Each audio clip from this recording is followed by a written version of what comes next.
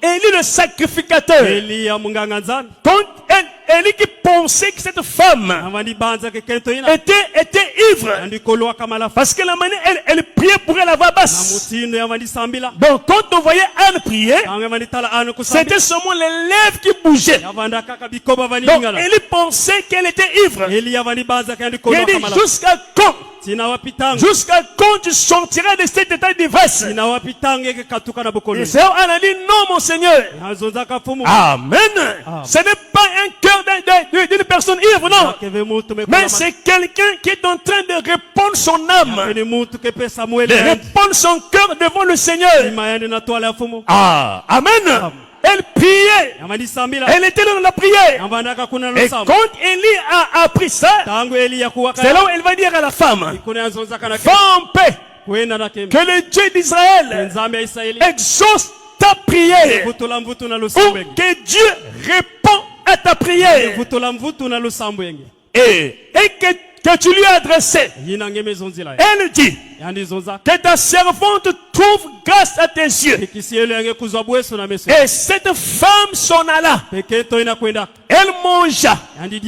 Et son visage ne fut plus le même. Alors, autrefois, elle ne mangeait pas. Autrefois, elle était au temple. Autrefois, elle était là. Dans la présence du Seigneur. Dans la présence de Dieu. Voilà, frères et sœurs. Il y a une certaine attitude que nous devons adopter, frère. Quand nous avons une situation, quand on a un problème, quand on a une soif, il y a une attitude, frère, qu'on doit adopter, bien-aimé. Amen. Ça ne sert pas de faire le tour de la ville, d'aller voir un tel, ou d'appeler XY. Au moins ça ne tient pas. Moi ça ne marche pas. Je n'ai pas mangé. Je n'ai pas de vêtements. Je suis malade. Ce n'est que de plaintes. On appelle ici à gauche. On appelle à droite. On fait ceci. On fait cela. Amen. Dieu veut qu'on prie, frère. Dieu veut que nous prions. Et Dieu veut qu'on cherche sa face. Elle avait adopté une attitude. Elle était là au temple. Elle priait. Elle n'est pas allée à gauche, à droite. Elle voulait avoir des enfants. Elle voulait porter des enfants. Amen. Elle était déterminée d'avoir des enfants. Amen. Amen.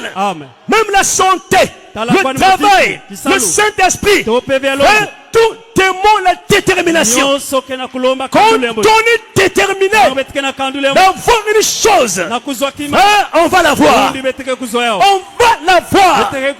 On va l'obtenir. Qu'il pleuve, qu'il neige. Quand ton cœur est déterminé, quand tu es déterminé, ça va te pousser à bout. Dans la prière, dans les jeûnes, tu vas rester là.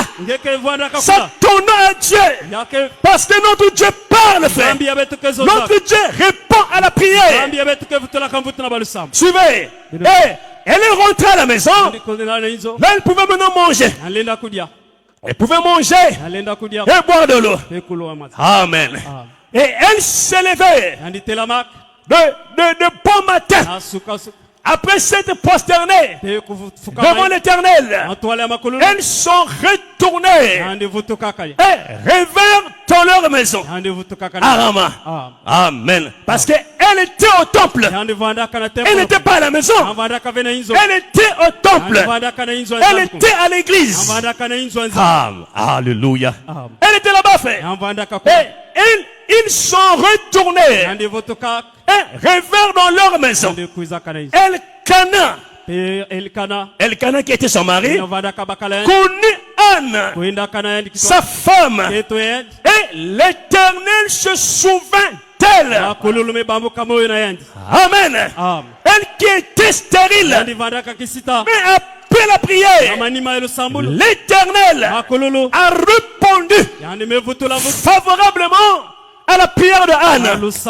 Et la Bible dit, dans le cours de l'année, dans la même année, Anne devait enceinte, sa prière a été exaucée. Dieu a répondu à sa prière. Dieu écoute nos prières, frère. Dieu exauce nos prières.